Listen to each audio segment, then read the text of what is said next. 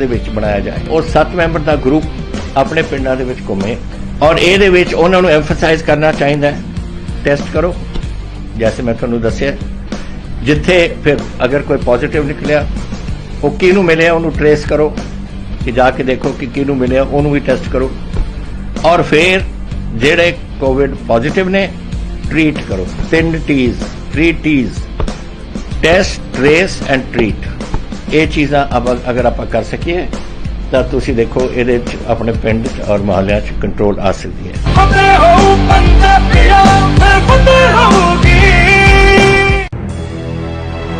लखनऊ से लेकर चंडीगढ़ तक, मुंबई से लेकर रायपुर तक, क्या है राजनीति की हलचल, क्या है समाज का मिजाज। राजधानी लाइव, हमारी नजर, आपका फैसला, हर रोज सुबह 8 बजे सिर्फ ANP न्यूज पर।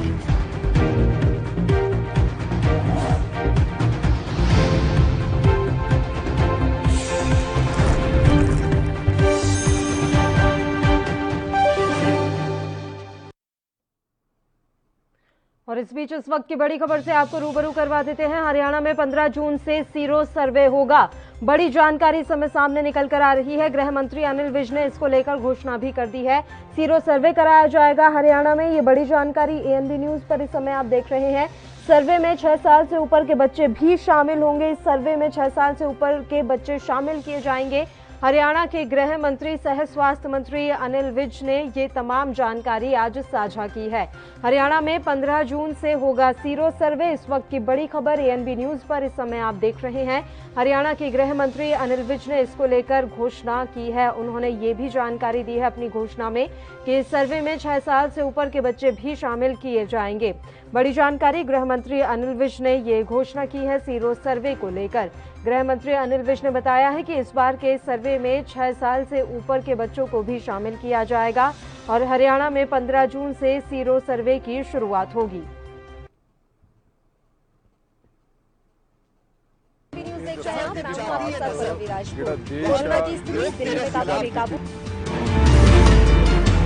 खबरनामा, खबर से असर तक।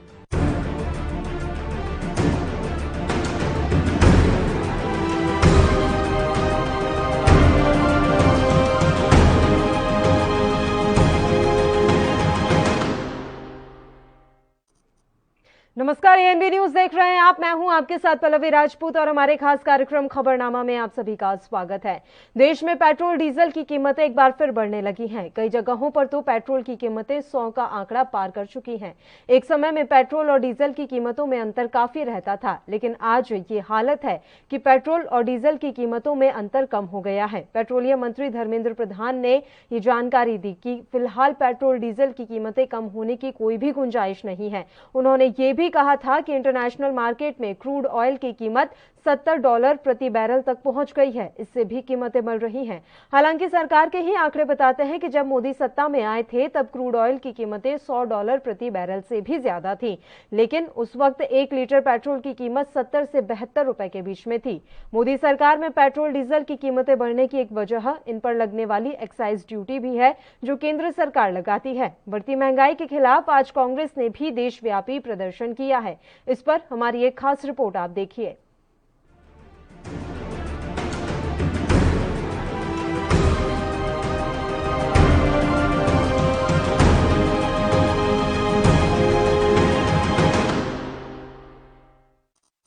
कांग्रेस का देशव्यापी प्रदर्शन, बढ़ती महंगाई से हाहाकार, कांग्रेस का आंदोलनवार। बढ़ती महंगाई पे रोक लगाओ, रोक लगाओ, रोक लगाओ।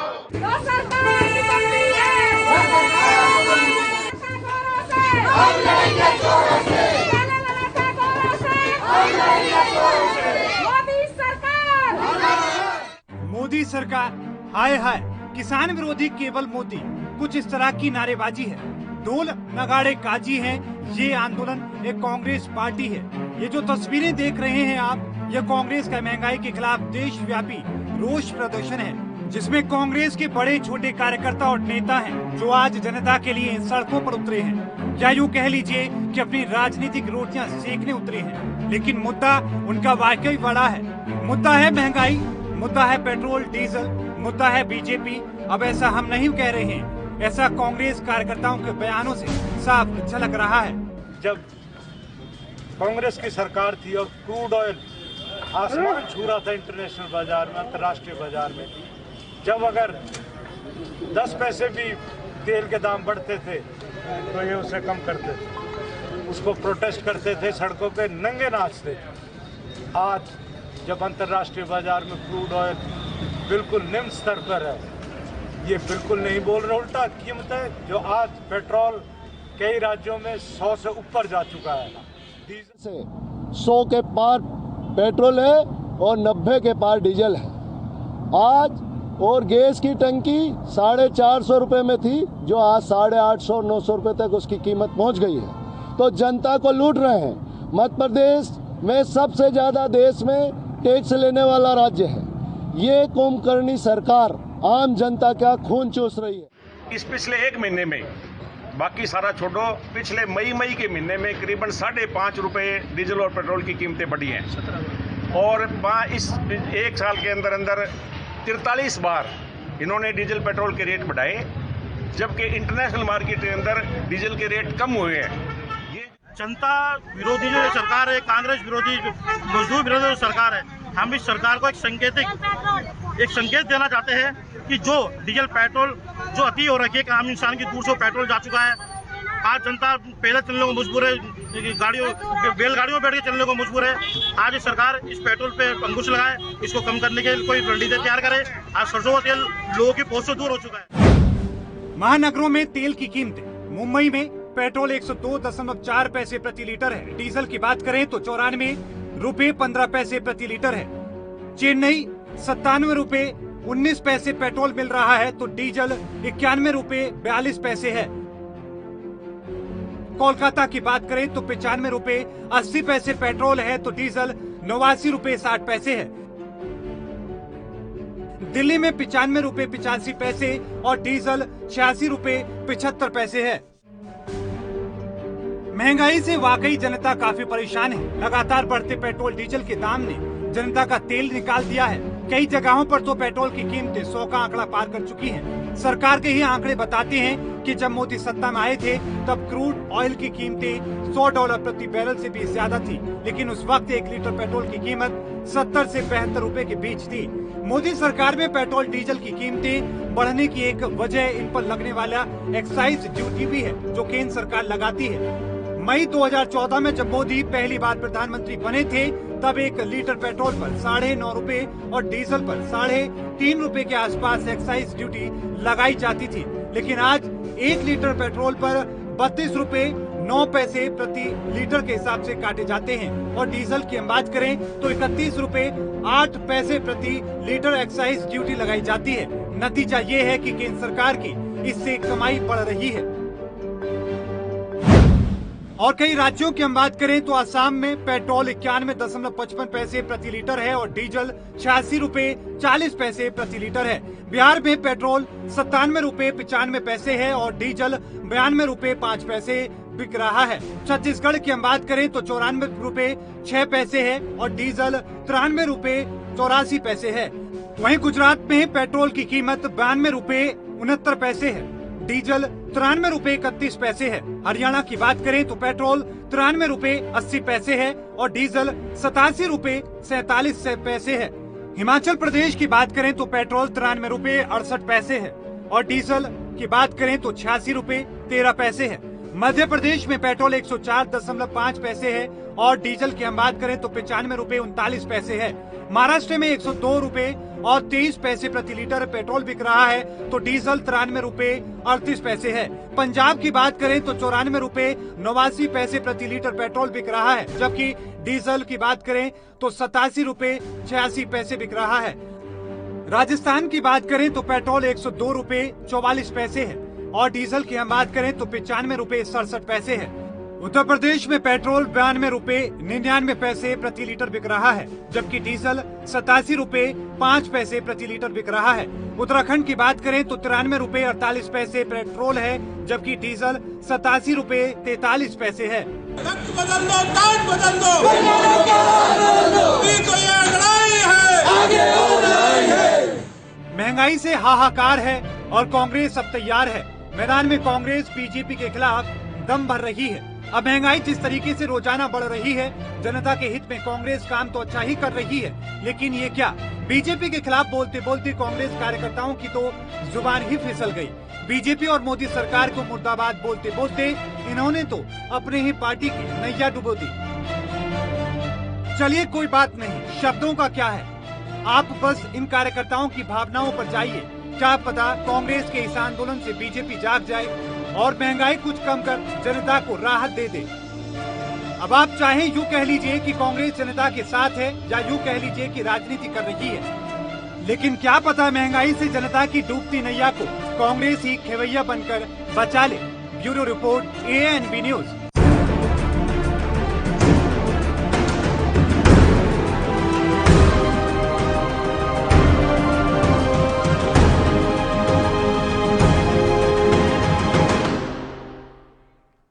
तो ये रिपोर्ट आपने देखी। इस मसले पर चर्चा भी करेंगे, लेकिन उससे पहले एक छोटे से ब्रेक के लिए रुक रहे हैं, फौरन हाजिर होंगे।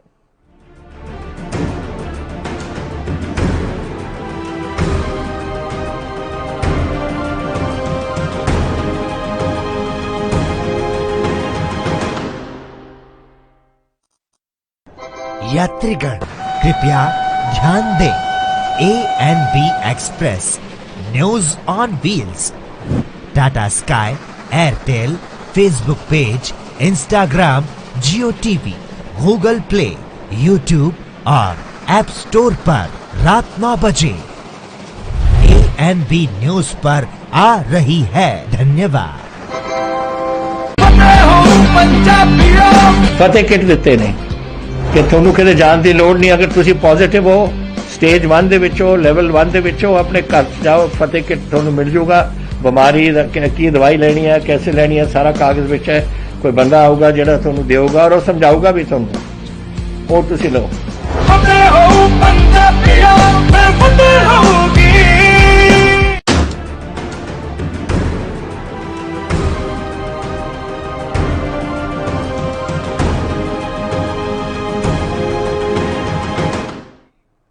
ब्रेक के बाद एक बार फिर से आप सभी का स्वागत है। पेट्रोल डीजल की बढ़ी कीमतों के खिलाफ आज कांग्रेस ने देशव्यापी प्रदर्शन किया।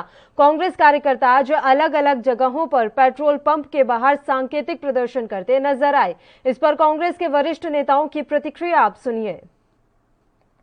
जो लोग जनता की लड़ाई के बीच में इस तरीके से धोखा दे करके जा रहे हैं, उनके विषय में कुछ कह करके मैं अपना समय बर्बाद नहीं करना चाहता।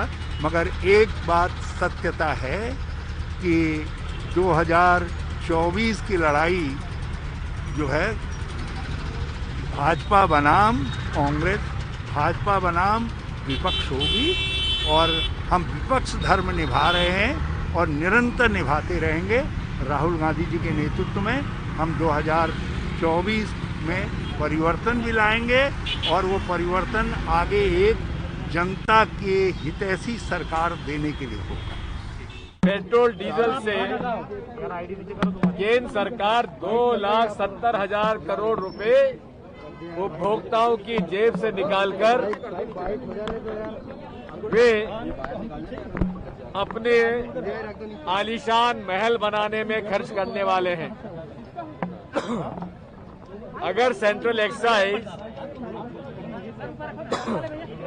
34 रुपए से घटाकर जो 9 रुपए थी यूपीए सरकार में, तो लगभग 25 रुपए लीटर पेट्रोल पर और डीजल पर भाव कम किए जा सकते हैं। और ये भी बात सही है कि हर बार भाव बढ़ते हैं, लेकिन बंगाल के चुनाव के पहले उन्होंने भाव कम किए। पूरे तरीके से पेट्रोल डीजल के भाव बढ़ाने के लिए राजनीति की जा रही है। अब जनता उनकी बात समझ चुकी है। कहाँ गए वो लोग जो एक जमाने में आलोचना करते थे जब यूपीए सरकार में पेट्रोल डीजल के भाव बढ़ते थे। शिवराज जी साइकिल पर चलते थे,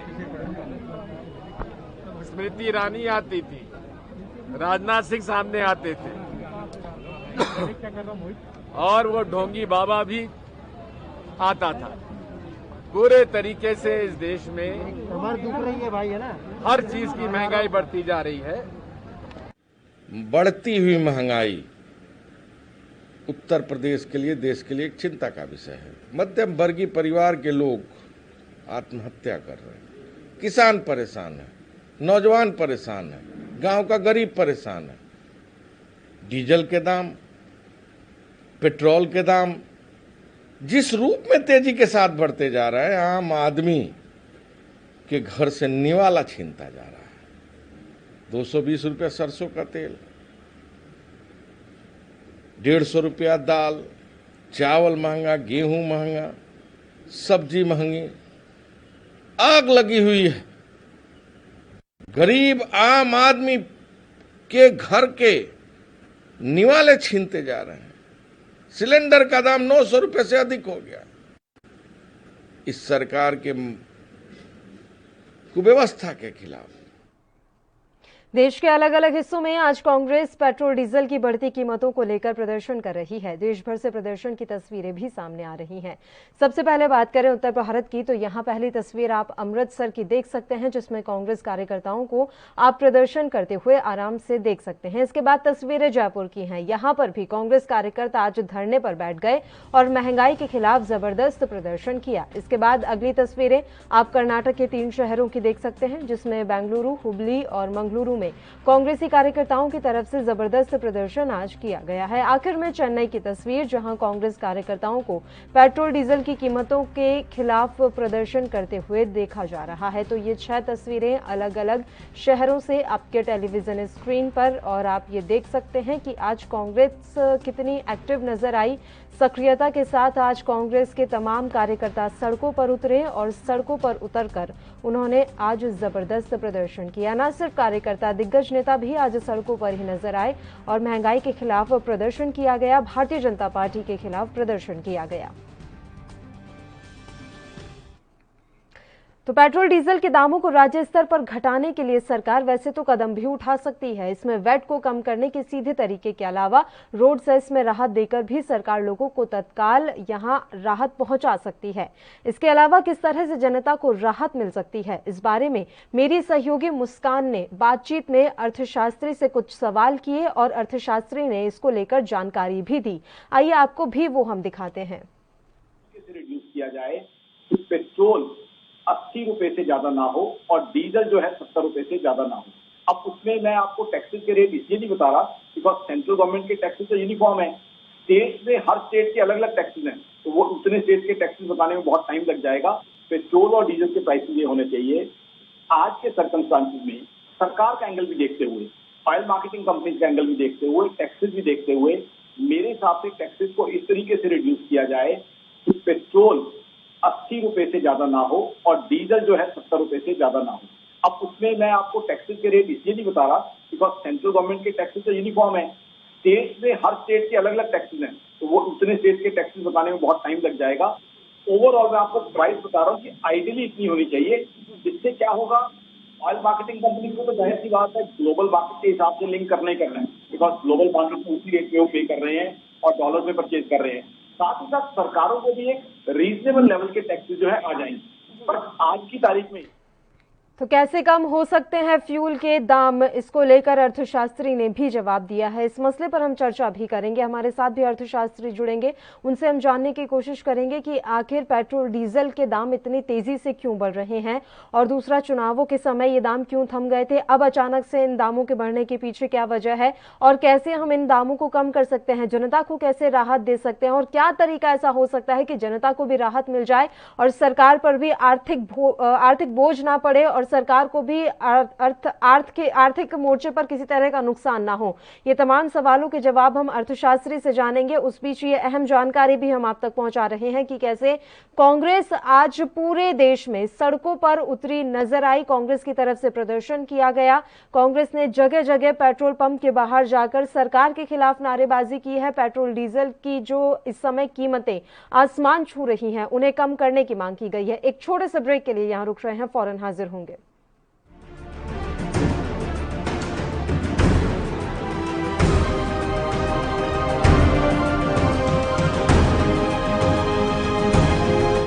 कोरोना वायरस ਨੂੰ ਅਸੀਂ ਤਾਂ ਹੀ ਹਰਾ ਸਕਦੇ ਹਾਂ ਜੇਕਰ ਅਸੀਂ ਆਪਣੇ ਵੱਧ ਤੋਂ ਵੱਧ ਟੈਸਟ ਕਰਵਾਵਾਂਗੇ ਤੇ ਵੈਕਸੀਨੇਸ਼ਨ ਲਗਵਾਵਾਂਗੇ।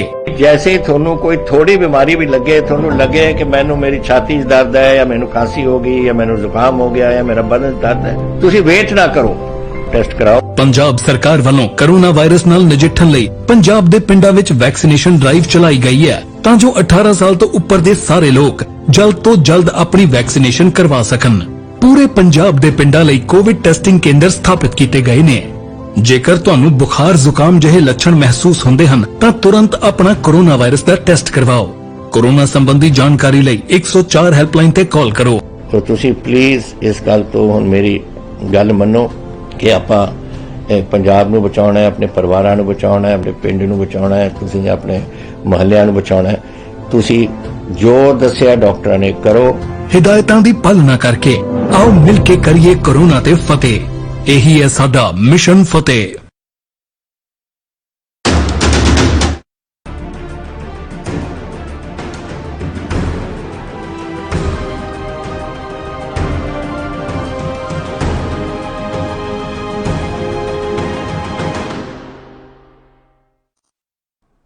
ब्रेक के बाद एक बार फिर से खबरनामा में आप सभी का स्वागत है। पेट्रोल डीजल के दाम रोजाना आसमान छू रहे हैं, जिससे जनता काफी परेशान है और आज इसी मुद्दे को लेकर कांग्रेस भी धरने पर बैठी हुई नजर आई। इस मसले पर चर्चा करने के लिए इस समय अर्थशास्त्री राजेश्वर जी हमारे साथ लाइव जुड़ गए हैं। सर, स्वागत करती हूं आपका एएनबी न्यूज पर। सीधा सा सवाल है, आज कांग्रेस ने पूरे देश में प्रदर्शन किया है, क्या आप मानते हैं कि इस प्रदर्शन का कोई असर पड़ेगा या सरकार अभी भी अपने खजाने भरने में सर लगी हुई है? कितना सरकार को नुकसान हो रहा है कि सारा का सारा जो खून पसीना है वो जनता से ही निचोड़ा जा रहा है? सबसे पहले आपको भी धन्यवाद और आपके जितने व्यूअर देख रहे हैं सबका मैं धन्यवाद करता हूं। आप उठा रहे हैं पेट्रोल डीजल की प्राइजेस का, जो आपका मुख्य मुद्दा इस टाइम आपके चैनल पे चल रहा है। बाकी सारे चैनल पे तो मुकुल रहो कि घर वापसी चल रही है या चल रहा है कि सचिन पायलट जी जो है कांग्रेस में वापस उनकी अनबन चल रही है। जो जनता का मुद्दा है वो तो कहीं ना कहीं अब आज की डेट में चैनलों से भी गायब है जी। और इसका कारण क्या है, इससे हो क्या रहा है कि जो सरकार को दबाव बनना चाहिए वो दबाव बन ही नहीं पा रहा है जी। कांग्रेस पार्टी आज जो धरने प्रदर्शन पे रही, एक तो काफी लेट हुई है, पहले से शुरू करना चाहिए था। दूसरा, उनका जो ज्यादा अगर हम देखें, अगर मीडिया में भी कवरेज देखें तो कवरेज सबसे ज्यादा कवरेज उनकी वो आ रही है वो डैमेज कंट्रोल पे कितना है, इंस्टेड ऑफ कि ये आ रही हो कि पेट्रोल प्राइसेस के लिए उनके धरना प्रदर्शन कितना सक्सेसफुल रहा। तो जो धरना प्रदर्शन का इम्पैक्ट सरकारों के ऊपर तब आता है जब आप एक एग्रेसिव करें। अभी मैं किसी का शायद कांग्रेस के उनका सुन रहा था आपके चैनल पे, तो कह रहे थे कि जब ये विपक्ष में थे बीजेपी वाले या सत्ताधारी पार्टियां, तब 10 पैसे बढ़ते थे तो हल्ला मचाने सड़क पे आ जाते थे।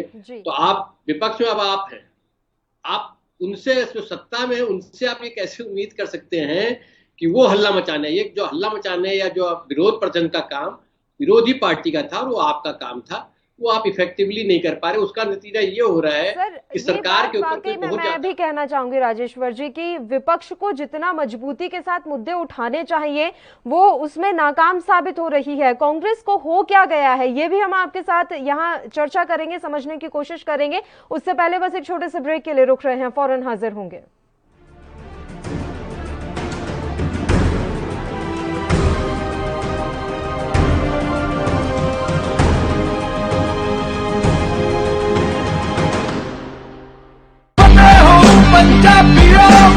वैक्सीन जरूर करवानी है, तुसी थोड़ी एंटीबॉडीज ਵਧਾਉਣੇ ਨੇ। ਜਦੋਂ ਤੁਹਾਡੇ ਐਂਟੀਬॉडीज ਵਧਣਗੇ ਉਹ ਐਂਟੀਬॉडीज ਨੇ ਜਿਹੜੀ ਕੋਰੋਨਾ ਦੇ ਨਾਲ ਜੰਗ ਲੜ ਸਕਦੀ ਹੈ ਤੁਹਾਡੇ ਬॉडीज ਦੇ ਵਿੱਚ। ਇਹ ਤੁਹਾਨੂੰ ਕਰਾਉਣਾ ਚਾਹੀਦਾ ਹੈ। ਤੁਹਾਨੂੰ ਉਹ ਡਾਕਟਰ ਜੋ ਪਹਿਲੇ ਦਿਨ ਤੋਂ ਕਹਿ ਰਹੇ ਨੇ ਮਾਸਕ ਨਹੀਂ ਭੁੱਲਣਾ। अगर किसी ਨੂੰ कोविड हो भी चुकिया ਉਹਨੂੰ भी देखो कि मास्क पहने, क्योंकि स्ट्रेन्स बदलते, ये ਜਿਹੜੇ स्ट्रेन ने ना कोरोना ਦੇ, ਇਹਨਾਂ ਦੀ म्यूटेंट्स बन जाते हैं। इस करके तुसीं वो जो बेसिक चीज़ां ने, मास्क पहनना, हथ धोने, सोशल डिस्टेंसिंग रखनी, ये जरूरी है।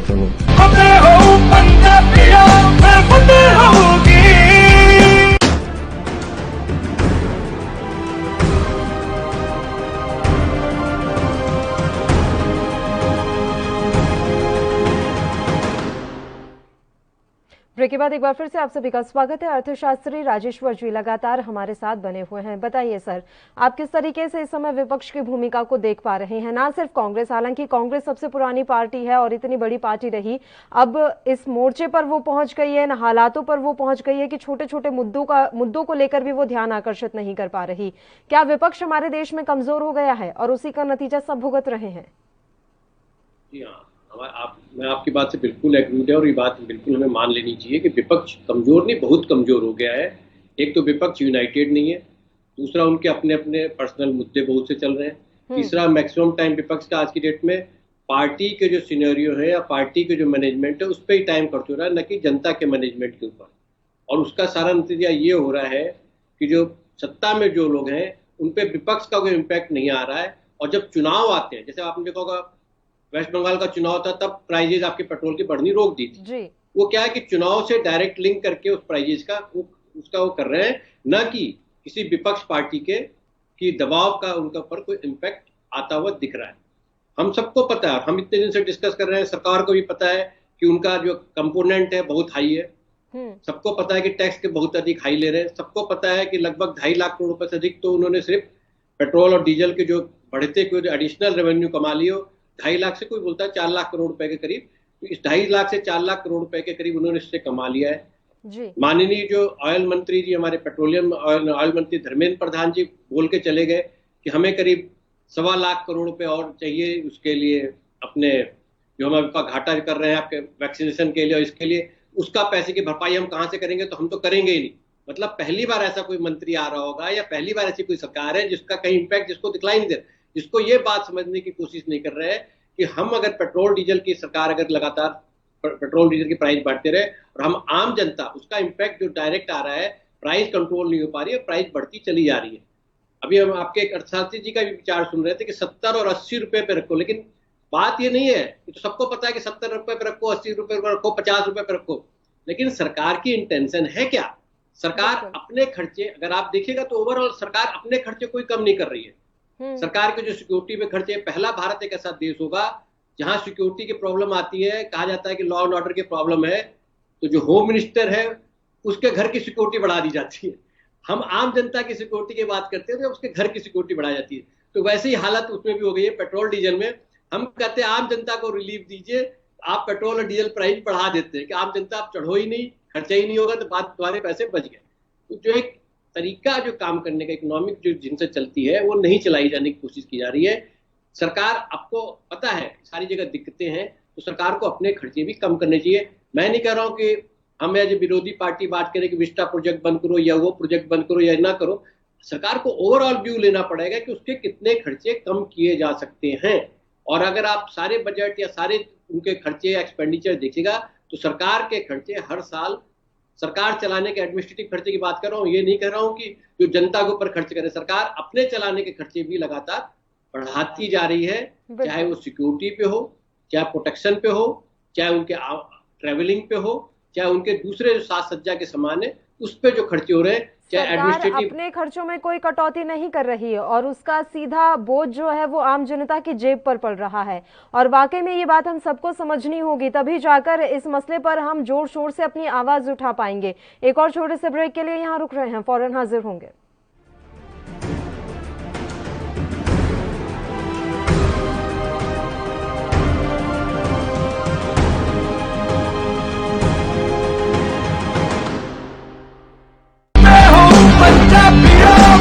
रूरल कोरोना वॉलंटियर्स कह के एक 7 ਬੰਦਿਆਂ ਦਾ ਗਰੁੱਪ ਹਰ ਪਿੰਡ ਦੇ ਵਿੱਚ ਬਣਾਇਆ ਜਾਏ। ਉਹ 7 ਮੈਂਬਰ ਦਾ ਗਰੁੱਪ ਆਪਣੇ ਪਿੰਡਾਂ ਦੇ ਵਿੱਚ ਘੁੰਮੇ ਔਰ ਇਹਦੇ ਵਿੱਚ ਉਹਨਾਂ ਨੂੰ ਐਮਫਸਾਈਜ਼ ਕਰਨਾ ਚਾਹੀਦਾ ਹੈ, ਟੈਸਟ ਕਰੋ जैसे मैं ਤੁਹਾਨੂੰ ਦੱਸਿਆ, ਜਿੱਥੇ ਫਿਰ ਅਗਰ ਕੋਈ ਪੋਜ਼ਿਟਿਵ ਨਿਕਲਿਆ ਉਹ ਕਿਹਨੂੰ ਮਿਲਿਆ ਉਹਨੂੰ ਟ੍ਰੇਸ ਕਰੋ, ਕਿ ਜਾ ਕੇ ਦੇਖੋ ਕਿ ਕਿਹਨੂੰ ਮਿਲਿਆ ਉਹਨੂੰ ਵੀ ਟੈਸਟ ਕਰੋ, ਔਰ ਫਿਰ ਜਿਹੜੇ ਕੋਵਿਡ ਪੋਜ਼ਿਟਿਵ ਨੇ ट्रीट करो। 3 T's test, trace and treat. ये चीज़ां अगर आप कर सकिए तो तुसी देखो ये अपने पिंड और मोहल्ले कंट्रोल आ सकती है।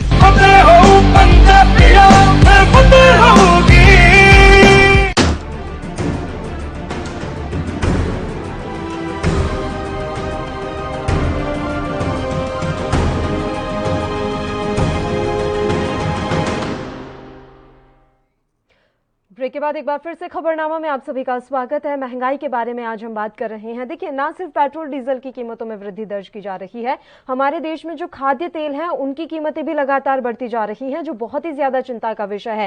राजेश्वर जी, मेरा अगला सवाल यही है सर, पेट्रोल डीजल की कीमतों में तो हम बढ़ोतरी देख ही रहे हैं और उसके बारे में ये कह दिया जा रहा है कि देखिए अभी अंतर्राष्ट्रीय क्रूड ऑयल की कीमतें बढ़ रही हैं, इसलिए हम कीमतों में इजाफा हमें यहाँ पर भी देखने को मिल रहा है। खाद्य तेल की कीमत भी लगातार बढ़ रही है, उसके पीछे क्या वजह मानी जाए? सरसों के तेल की कीमत सर लगभग 190 या 200 रुपए प्रति लीटर पर पहुंच गई है, जबकि हमारे यहाँ खुद सरसों की इतनी खेती होती है। ये क्या है, इसको किस तरीके से जोड़कर देखा जाए? देखिए, एक तो मान के चलिए कि कॉस्ट ऑफ प्रोडक्शन सब चीजों की बढ़ गई है, चाहे सरसों का तेल हो, चाहे कोई भी खाद्य प्रोडक्ट हो, चाहे उसमें फर्टिलाइजर इनपुट डालते हो, चाहे उसमें आप पानी का इस्तेमाल करते हैं, चाहे बिजली का इस्तेमाल करते हैं, चाहे बीज का इस्तेमाल करते हैं, सबके एक तो कॉस्टिंग मिले। फिर अल्टीमेटली क्या है, उसको एक जगह से दूसरी जगह कैरी करने की कॉस्ट बढ़ गई है। तीसरी जो कॉस्टिंग बढ़ गई है, उसको जो आप उसका जब तेल निकालने की जो कॉस्टिंग, ग्राइंडिंग की जो कॉस्टिंग होती है वो भी बढ़ गई है। और सबसे बड़ी बात जो हम शायद सब लोग भूल जाते हैं, साइकोलॉजिकल है।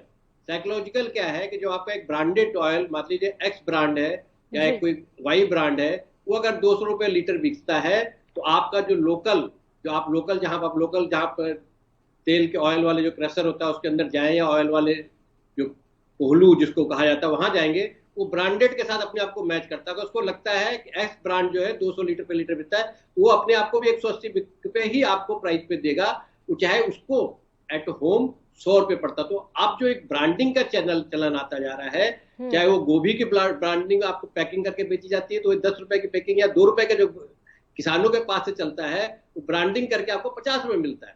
ऐसी ऑयल और खाद्य आलू का भी हालत यही हो गई है कि वो ब्रांडिंग की जा रही है। ब्रांडिंग की जब कीमत होगी, हमेशा मार्केट उसके आसपास चलती है, साइकोलॉजिकली होता है। इसमें जो मिडिल मैन कमाते हैं, वो आपको क्या समझाते हैं इमीडिएटली एक आम आदमी को कि देखो जी, उसका एक्स वाला ब्रांड का 200 रुपये लीटर बिक रहा है ना, मैं तो आपको 180 में दे रहा हूँ। वो ये नहीं बताता कि उसकी कॉस्टिंग तो मुश्किल से जो है 100 रुपये पड़ रही है, उसे कायदे से अगर देखा जाए तो 110 में बेचना चाहिए। ब्रांडिंग वालों के तो दूसरे रीजन होते हैं जिनकी कॉस्टिंग बढ़ती है। तो ये जो ब्रांडिंग का इम्पैक्ट है वो भी आपके पास लगातार आ रहा है कि अनब्रांडेड आइटम जो आपके छोटे मोटे ट्रेडर्स थे, जो आपके दूसरे थे, वो जीएसटी की मार या नोटबंदी की मार, उनके कारण से उनका ट्रेड लगभग काफी कम हो गया है, उनकी मार्केट प्रेजेंस कम हो गई है, नंबर 1। नंबर 2, कोरोना की मार से, एपिडेमिक से क्या हो रहा है कि आदमी आज की डेट में मार्केट में जाकर न खरीद के घर पे ऑर्डर करता है। घर पे आप जब भी ऑर्डर करते हो तो ब्रांडेड चीजें आती हैं। ये सब एक कारण है जो ब्रांडेड चीजों के कारण से भी आपकी ऑयल खास करके जो खाने का ऑयल है, इसकी कीमत बढ़ती जा रही है, ऐसा मेरा व्यक्तिगत मानना है। और कॉस्टिंग तो आप चाहे आप एयर ट्रेवल करो, उसकी कॉस्टिंग बहुत बढ़ गई है, 30 से 35% बढ़ गई है। आप रेल में ट्रेवल करना चाहो, उसकी कॉस्टिंग बहुत बढ़ गई है। आप बस में ट्रेवल करना चाहो, उसकी कॉस्टिंग बहुत बढ़ गई है। आप ऐसा कोई पार्ट बता दीजिए, चाहे कार का हो, चाहे किसी भी चीज का हो, चाहे सीमेंट की प्राइस बात कीजिए, आयरन की प्राइस की बात कीजिए, सबकी कॉस्टिंग 30% 40% बढ़ गई। उसके 2 रीजन है, एक तो उनका प्रोडक्शन कम हो गया है और डिमांड कम हो गई है। तो डिमांड और प्रोडक्शन के बीच में जो गैप है वो भी काफी बढ़ सा गया है। उससे क्या हो रहा है कि उनकी प्राइजेस भी लगातार बढ़ती जा रही है। जब प्रोडक्शन बहुत अधिक होता है और डिमांड भी बहुत अधिक होती है, तो नॉर्मली प्राइजेज एक जगह स्टेबलाइज होती है। ऐसा नॉर्मल इकोनॉमिक्स के उसमें होता है। और अभी सिचुएशन अगर हम देखें सर, तो हालत यह है कि महंगाई बढ़ रही है, लेकिन रोजगार कम होते जा रहे हैं, आय के संसाधन कम होते जा रहे हैं। तो ऐसी स्थिति में अर्थव्यवस्था का छिन्न भिन्न होना तो बहुत ही जायज है, लाजमी सी बात है। इसमें फिर किस तरह का हल्ला? अगर आपको अर्थव्यवस्था को बूस्ट देना है, आप पता नहीं कितने ट्रिलियन इकोनॉमी बनाने की बात करते हैं, तो इस दिशा में हमने कदम क्या बढ़ाया? ये तो हम उल्टी दिशा में बह रहे हैं। हम तो सिर्फ इवेंट मैनेजमेंट कर रहे हैं। अगर आप सरकार के तरीके से देखिए तो सरकार सिर्फ एक इवेंट मैनेजमेंट कर रही है। अगर इलेक्शन आ गया तो पेट्रोल डीजल की प्राइजेस रोक दो, या कोई और इवेंट मैनेजमेंट कर दो, या कोई पर्टिकुलर उस टाइम कोई आप शॉप वगैरह खोल दो, मतलब आप गेहूं पैसे देने लग जाओ, सब्सिडाइज देने लग जाओ, या कोई फ्री में देने लग जाओ। तो एक इवेंट मैनेजमेंट कर रही है। जो ओवरऑल इकोनॉमी के लिए जो चीजें चाहिए, जो बूस्टिंग के लिए चाहिए, जो उसको बढ़ाने के लिए चाहिए, वो कहीं नहीं दिखाई दे रही है। आरबीआई लगातार कह रही है, हमारी आरबीआई मतलब जो सरकार की खुद की संस्था भी लगातार आपको इंडिकेशन दे रही है कि आपके आर्थिक स्थिति कोई बहुत अच्छी नहीं है। जो आप कहते थे कि आपको जो हम अपने घरेलू उत्पादन बढ़ाएंगे, वो कहीं दिखलाई नहीं दे रहे, ना वो कहीं आते हुए मार्केट में नजर आ रहे हैं। तो जो इम्पैक्ट अभी आज की डेट में आ रहा है, न तो आपका घरेलू उत्पादन बढ़ पा रहा है। हमारे यहाँ इकोनॉमी एक ऐसी इकोनॉमी है जिसमें से करीब कम से कम 40 से 50% वो लोग कंट्रीब्यूट करते हैं जो अनऑर्गेनाइज सेक्टर से है, और कई जगह तो माना जाता है अनऑर्गेनाइज सेक्टर की जो लेबर है वो लगभग 90% ऊपर तो अनऑर्गेनाइज सेक्टर की। तो अनऑर्गेनाइज सेक्टर का जो कंट्रीब्यूशन है वो आपका कम से कम 27-28 करोड़ लोगों का कम हो गया। तो इसका मतलब मान के चलिए लगभग 50 करोड़, मतलब अगर 93 करोड़ लोग आपके अनऑर्गेनाइज सेक्टर से काम कर रहे थे तो उसमें से मुश्किल से 30 से 40 करोड़ लोग काम कर रहे हैं। तो उसका इम्पैक्ट भी आपके सरकार के ऊपर दोनों तरीके से आ रहा है। एक, आपका प्रोडक्शन नहीं बढ़ रहा तो आपकी आर्थिक गतिविधियां नहीं चल रही है। सरकार की रेवेन्यू वो भी कहीं ना कहीं से बहुत ही अधिक डाउन होती जा रही है। ठीक है, सरकार मैनेज करके दिखला रही है कि जीएसटी इतना हो रहा है, कलेक्शन ये इतना हो रहा है, वो क्या सिर्फ ऑर्गेनाइज सेक्टर से कलेक्शन है। अनऑर्गेनाइज सेक्टर का जो कंट्रीब्यूशन इकोनॉमिक्स ग्रोथ में था वो काफी कम हो गया है, और शायद मेरा अपना अंदाज है वो लगभग 50% कम हो गया। उसका इम्पैक्ट क्या हो रहा है, हमारी परचेजिंग पावर कम हो गई है, और मार्केट में क्योंकि माल उतना है नहीं, इसलिए प्राइजेज भी उसकी बढ़ती जा रही है, और लगातार उसकी बढ़ती रहेंगी जब तक कि हम गैप कम नहीं करेंगे।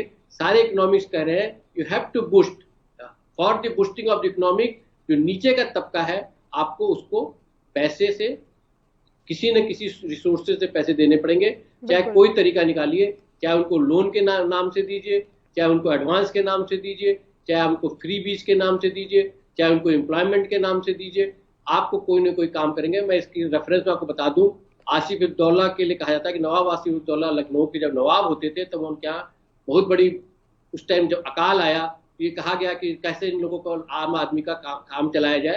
तो उनके किसी वजीर ने कहा कि आप दीवारें बनवाइए, आप इनसे काम करवाइए, उसके पैसे देते रहिए। तो जो व्हाइट कॉलर थे वो रात में काम करते थे, और जो वैसे लेबर थी वो दिन में काम करती थी। तो जो भूल भुलैया बोलते हैं उसी स्ट्रक्चर का प्रोग्राम है कि अनऑर्गेनाइज बना था, लेकिन काम कराने के साथ साथ उनको पैसे दिए गए तो इकोनॉमी ठीक हुई। आपको इकोनॉमी के लिए ठीक करने के लिए जरूरी है आप कॉमन आदमी को, जो नीचे का तबका है, उसको दें। अमीर आदमी को पैसे देंगे उसका कोई इम्पैक्ट आता नहीं। अमीर तो इनफैक्ट आज की डेट में देख रहे हैं, जो बताया जा रहा है, डाटा आ रहे हैं, उसके हिसाब से तो लगभग 11-12 लोग इतने ज्यादा अमीर हो चुके हैं जिसका वर्ल्ड के उसमें नाम आना शुरू हो गया, जहां वो कहीं बहुत नीचे पायदान पे पहले खड़े हुए। बिल्कुल, ये बात सही है। और इस बात के लिए मुझे ये भी याद आ रहा है कि राहुल गांधी लगातार ये बात कहते रहे हैं कि आपको जो गरीब तबका है, जो नीचे वाले लोग हैं, उन तक कैश पहुंचाना होगा, तभी जाकर आप स्थितियों को ठीक कर पाएंगे। लेकिन उनके इस सुझाव पर भी कोई ज्यादा खास ध्यान दिया नहीं गया। वही बात है कि विपक्ष मजबूत नहीं है तो उनकी बातों पर भी ध्यान नहीं दिया जा रहा। चर्चा ऐसे ही जारी रहेगी इस मसले पर। एक छोटे से ब्रेक के लिए रुक रहे हैं, फौरन हाजिर होंगे।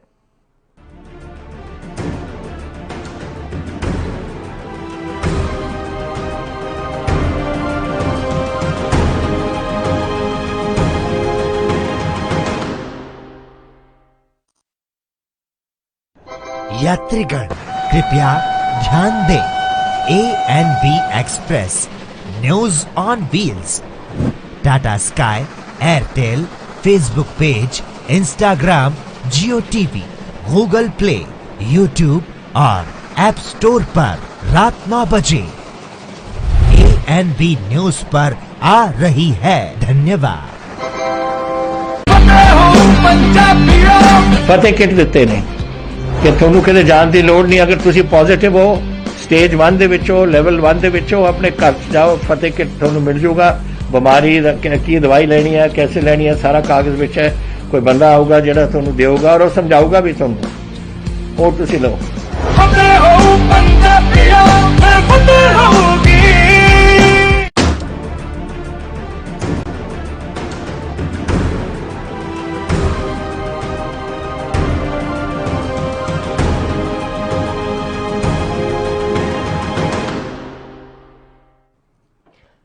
ब्रेक के बाद एक बार फिर से आप सभी का स्वागत है। राजेश्वर जी, एक सवाल मेरा ये भी है कि सुझाव क्या हो सकता है, आप क्या सलाह देंगे?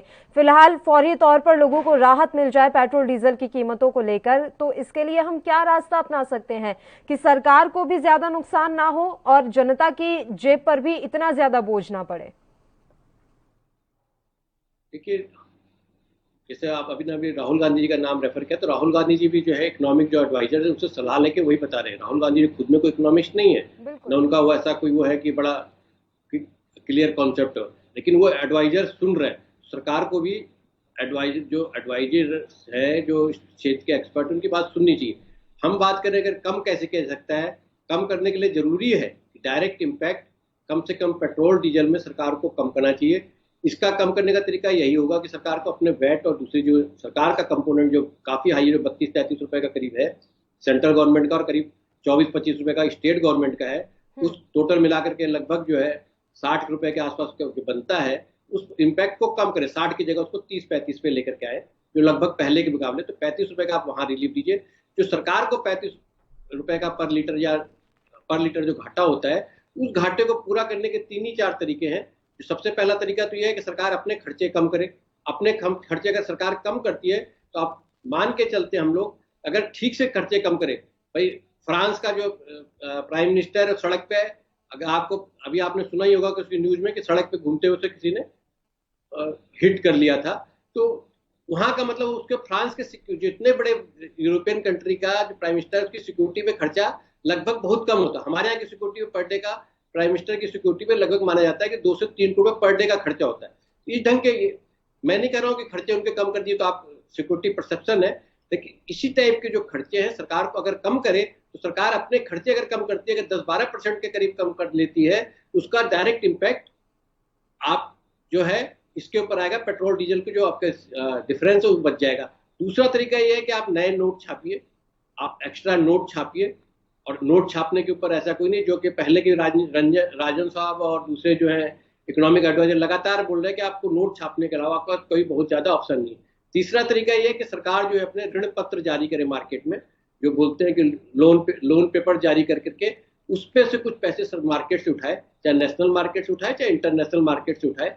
ये 3 ही तरीके सरकार के पास बचे हुए हैं जो प्रेजेंट सिनेरियो है। तो रेवेन्यू और कहीं से इस टाइम बढ़ नहीं सकती, और जब ये पैसे आ जाएंगे तो ऑटोमेटिकली क्योंकि इकोनॉमिक ग्रोथ होनी शुरू होगी तो रेवेन्यू भी सोर्सेज बढ़ेंगे, जीएसटी भी बढ़ेगा, इनकम टैक्स भी बढ़ेगा, तो सरकार के रिसोर्सेज बढ़ेंगे, तब इन चीजों को कट डाउन कर सकते हैं। खास करके जो आपने लोन पेपर ले रखे हैं उनको प्री मैच्योर करने का ऑप्शन भी आपके पास हो सकता है, और सरकार जो अपने खर्चे कम किए उसको स्लोली ग्रेजुअली बढ़ा सकते हैं, क्योंकि सरकार के खर्चे भी जब बढ़ते हैं उसका भी इम्पैक्ट इकोनॉमी पे आता है, इकोनॉमी उससे बढ़ती है। ऐसा नहीं है कि सरकार के खर्चे से इकोनॉमी कमी हो जाती है, उसका भी इम्पैक्ट आता है। लेकिन अभी जो इमीडिएट रिक्वायरमेंट ये है कि नीचे वाले तबके के लिए पेट्रोल डीजल से लेके उनको डायरेक्ट बेनिफिट दिया जाए, जिससे कि पैसे सर्कुलेशन में आए, मनी सर्कुलेशन में आए और आर्थिक गतिविधियां बढ़े। जब आर्थिक गतिविधियां बढ़ेगी उसका सारी जगह इम्पैक्ट आएगा, ग्रोथ भी होगी, जीडीपी भी बढ़ेगी और आदमी की इनकम भी बढ़ेगी, और पिंच भी नहीं करेगा जो पेट्रोल डीजल की बात हम लगातार कर रहे हैं। इसके अलावा मुझे नहीं लगता कि कोई बहुत ज्यादा रास्ते बचे हैं। विपक्ष से अगर उम्मीद करें कि कोई बहुत ज्यादा कंक्रीट, या विपक्ष की बहुत ज्यादा बातें सुनते हैं, ऐसा पब्लिक प्लेटफॉर्म पे कहीं दिखलाई नहीं दे रहा है। पब्लिक प्लेटफॉर्म पे विपक्ष भी वही बातें, जो एक्सपर्ट जो बोल रहे हैं, विपक्ष भी वही बातें बोल रहा है। और मुझे नहीं लगता कि सरकार के पास एक्सपर्ट्स की कोई कमी है। सरकार मान नहीं रही, उसके अपने दूसरे रीजन्स हो सकते हैं। जिस तरीके से राज्यों ने अपने, हम देखें राजस्थान ने तो सबसे ज्यादा वैट लगाया हुआ है, तो क्या राज्यों के पास कमाई का कोई और स्रोत इस समय बचा नहीं है? उनके पास भी अब 2 ही विभाग रह गए हैं, या तो आप पेट्रोल डीजल पर भारी भरकम वैट लगा दो और दूसरा आबकारी विभाग। देखिए, अब सरकारों को, स्टेट गवर्नमेंट के पास सबसे पहले डिपार्टमेंट होता था वैट, या उससे पहले उसको नाम कहा जाता था सेल टैक्स, जहां से उनकी सबसे ज्यादा रेवेन्यू होती थी। अब वो चला गया जीएसटी में, तो जब जीएसटी के कलेक्शन है वो आ गया अल्टीमेटली घूम फिर के सेंट्रल गवर्नमेंट के पास। सेंट्रल गवर्नमेंट के पास जो उनकी हिस्सेदारी, वो सेंट्रल गवर्नमेंट वो हिस्सेदारी भी पूरी नहीं कर रही। सेंट्रल गवर्नमेंट ने जिनको वादा किया था कि हम एडिशनल कंपनसेट करेंगे, वो भी नहीं कर रही। तो स्टेट गवर्नमेंट के पास अपेरेंटली कोई बहुत ज्यादा रेवेन्यू के सोर्सेज नहीं बचे। उल्टा स्टेट गवर्नमेंट के पास खर्चे के बहुत सी चीजें हैं, चाहे पुलिस व्यवस्था वो भी खर्चे का काम है, चाहे एजुकेशन है वो भी खर्चे का काम है, चाहे हेल्थ है वो भी खर्चे का काम है, चाहे ओवरऑल एडमिनिस्ट्रेशन है वो भी खर्चे का काम है, चाहे अपना लैंड मैनेजमेंट है वो भी खर्चे का काम है। तो स्टेट गवर्नमेंट के पास खर्चे के काम बहुत से रह गए और रेवेन्यू के सोर्सेज लिमिटेड है।